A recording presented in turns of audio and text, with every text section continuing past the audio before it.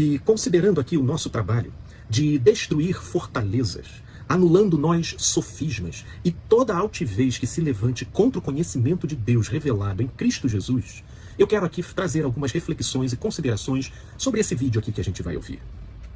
Quem se separa e casa de novo, pode perder a salvação? Pode. E eu te provo com a palavra de Deus. Lá em Lucas 16, do 18 ao 31, vai dizer: quem repudiar a sua mulher e casar com outra, comete adultério. E aquele que casar com a repudiada, também comete adultério. Bem, nesse ponto aqui, já é importante a gente refletir que aqueles a quem Jesus se dirigia, nesse capítulo 16 de Lucas, eram aos fariseus, como bem apontado no verso 14. E é interessante entender a mentalidade e a cultura que se deflagrou no meio dessa vertente religiosa dos tempos de Jesus. Eles desfrutavam de uma concessão dada por Moisés para que eles pudessem expedir carta de divórcio por qualquer motivo. Está lá no livro de Deuteronômio, no capítulo 24. Uma concessão na lei. E essa concessão deu ocasião para que se formasse um costume tremendamente perverso e sórdido, onde numa sociedade caracteristicamente machista e patriarcal, onde as mulheres não tinham direitos civis, não tinham direitos resguardados de forma equivalente aos homens, uma vez que elas fossem abandonadas, sem nenhum documento, sem nenhuma validação legal, diante dos recursos legais precários que existiam naquela época, a mulher ficava relegada ou à prostituição ou à mendicância. Então, mesmo Moisés tendo concedido a carta de divórcio, os fariseus, os religiosos, aqueles que representavam Deus na terra, eles faziam ainda pior, eles repudiavam. O repúdio era um abandono que não concedia à mulher a papelada, até porque esse divórcio, que era a papelada, a formalização do término da relação, isso custava dinheiro. Então, para economizar, e porque a sociedade vivia numa cultura que favorecia a figura do homem, mas não a da mulher, uma mulher repudiada ficava relegada ao ostracismo, à miséria. E o homem, por ser homem, por causa do gênero, tinha condição de se restabelecer. Então, nisso, rodava toda uma engrenagem de perversidade afetivo-social naquela época. E é para eles a quem Jesus fala aqui em Lucas capítulo 16, lá em Mateus capítulo 19, levando em consideração o evangelho sinótico. São referências equivalentes, os destinatários e o contexto são os mesmos. Portanto, é preciso a gente entender o contexto em que essas coisas foram ditas, para a gente não generalizar sobre situações que hoje, face ao contexto, são completamente diferentes, ok? Então esse é o primeiro ponto para a gente entender.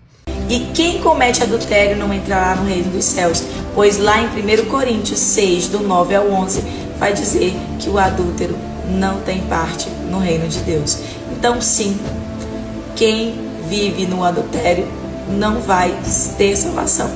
Então você precisa renunciar esse casamento de adultério, esse pecado. É interessante porque aí ela vai lá em 1 Coríntios e saca o recorte da única palavra que para ela tem interesse para reforçar a tese interpretativa legalista dela. Sim, legalista, porque ela estabelece como uma imposição sine qua non, sem o qual não herda o reino de Deus.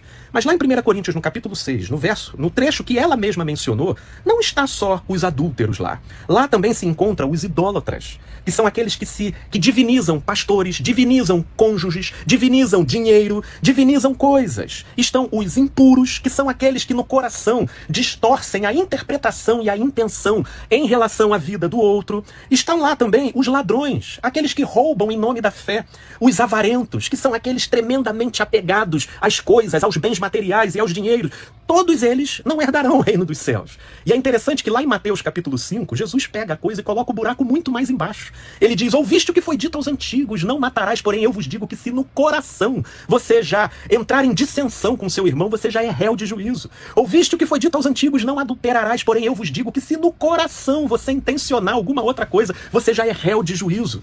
Perceba que essas pessoas versam sobre a aparência do comportamento, mas eles desprezam a realidade do coração. Não é por outra razão que lá no livro de Gálatas, né, no livro aos Gálatas, no livro de Gálatas, no capítulo 3, no verso 10, olha o que Paulo diz: todos quantos, pois, são das obras da lei estão debaixo de maldição, porque está escrito: maldito todo aquele que permanece em todas as coisas escritas no livro da lei, para praticá-las. E sabe por quê? Porque é evidente que pela lei ninguém é justificado. Ou essa moça, por acaso, é justificada pelas obras da lei?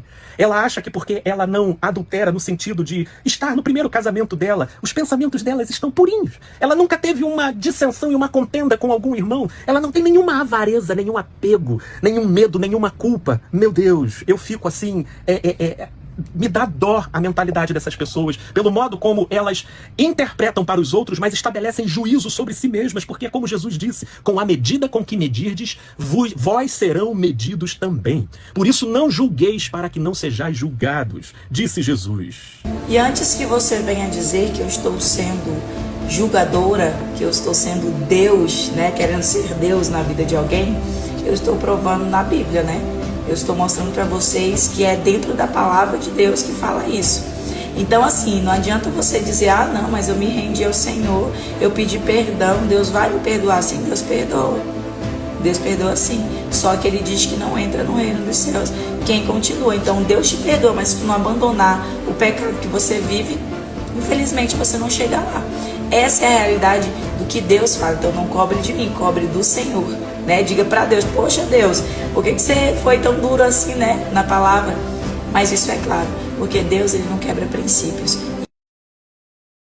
É interessante que essas pessoas pegam a sua própria interpretação da Bíblia e colocam como se fosse Deus falando, sabe? Querida, se você entende que essa sua interpretação, ela pode ser feita assim, dessa forma, sendo recortada do seu devido contexto, isolada de quem falou, para quem foi dito e quando isso foi dito, e trazer isso com tal peso e imposição sobre realidades e contextos tão diferentes ao ponto de produzir neles a sensação de morte, de inferno.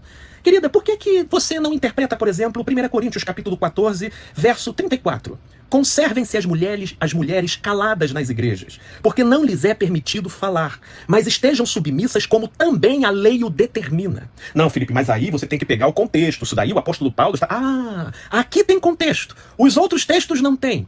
É essa seletividade perversa da mentalidade da religião dos homens, cujo produto final é sempre o mesmo: julgar, condenar e oprimir, para com isso adquirir uma vantagem moral que estabeleça sobre eles um senso de superioridade que os permite lucrar com isso. Nesse caso, hoje em dia, com palestras, com cursos de restauração, que é a moda agora em relação a casamento no meio religioso. Mas olha, louvado seja Deus. Lá em Romanos, no capítulo 8, diz o apóstolo Paulo: agora, pois, em Cristo Jesus não há mais condenação, porque o justo viverá pela fé.